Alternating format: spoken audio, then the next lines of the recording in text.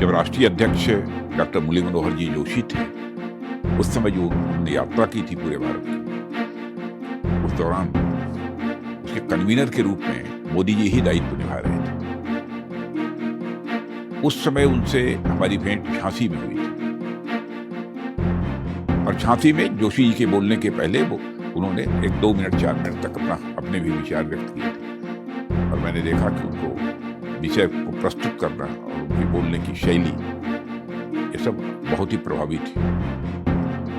ऐसा मैंने अनुभव किया। तो मुझे लगा कि जो बीजेपी की लीडरशिप है उसमें कोई एक फ्यूचर है तो मोदी जी है। मेरे मन के अंदर उसमें भाव पैदा हुआ।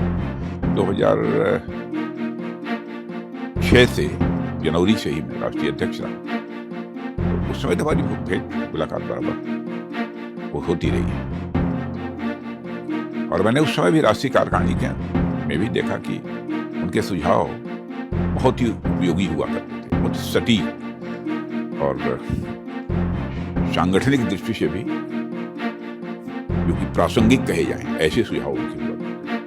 पर्सनल डिसिप्लिन का जहाँ तक सवाल है, इलेक्शन कैंपेन समाप्त हुआ, समाप्त होने के बाद फिर वो आए हमारे यहाँ। मैं सोखा रोड पर रहता था, रेजिडेंस। अध्यक्ष जी, आपको अपना रिपोर्ट कार्ड देने आया हूँ। मैंने अपना कैंपेन का काम पूरा कर दिया जो दायित्व तो आपने दिया था। तो इस प्रकार के डिसिप्लिन वो पॉलिटिकल वर्कर और अपनी टीम के साथ बराबर जो जॉली मूड में रहते हैं। कभी कोई बाहर देखे लोगों को लगता होगा कि इतना वर्कलोड है, ये है, बड़े वो तनाव में रहते होंगे। ऐसा नहीं, मोदी जी को इस रूप में मैंने नहीं देखा। एक से एक किस्से और कहानियां आज भी सुनाते हैं। बहुत ही आनंद की अनुभूति होती है उससे। संगठन के काम करने में भी, मैंने जब वो प्रधानमंत्री नहीं बने थे, जब वो प्राइम मिनिस्टर वो इलेक्शन कैंपेन कमेटी के चेयरमैन जब घोषित हुए थे उसमें भी, और फिर बाद में प्राइम मिनिस्टर कैंडिडेट घोषित हो जाने के बाद लगभग देश के 17-18 राज्यों में हमारा उनका साथी दौरा हुआ था। तो उस समय भी इलेक्शन कैंपेन को कैसे आगे बढ़ाना, क्या करना, इसमें तरह के सुझाव दिया करते थे जो कि वास्तव में कैंपेन को प्रभावी और सफल बनाने की दृष्टि से बहुत ही उपयोगी थे। जब मुझे बाद में मालूम हुआ कि उन्होंने कई विदेश यात्राएं पहले ही कर ली, मैंने मुख्यमंत्री वगैरह बनने के पहले ही जब संगठन की जिम्मेदारी निभा रही थी, उस समय भी मैंने समाज को समझने की, केवल अपने देश समाज के समझने की नहीं, बल्कि पूरा विश्व वो समझने की एक उनके मन के अंदर हैंकरिंग, जिसे कहते हैं ललक, मुझे लगता है कि बचपन से ही रही है।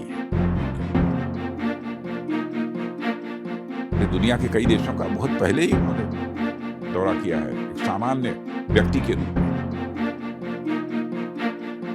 और उन देशों को, उस देश में रहने वाले लोगों को समझने की उन्होंने कोशिश की है। चैलेंजेस से कभी घबराते हुए तो मैंने कभी नहीं देखा।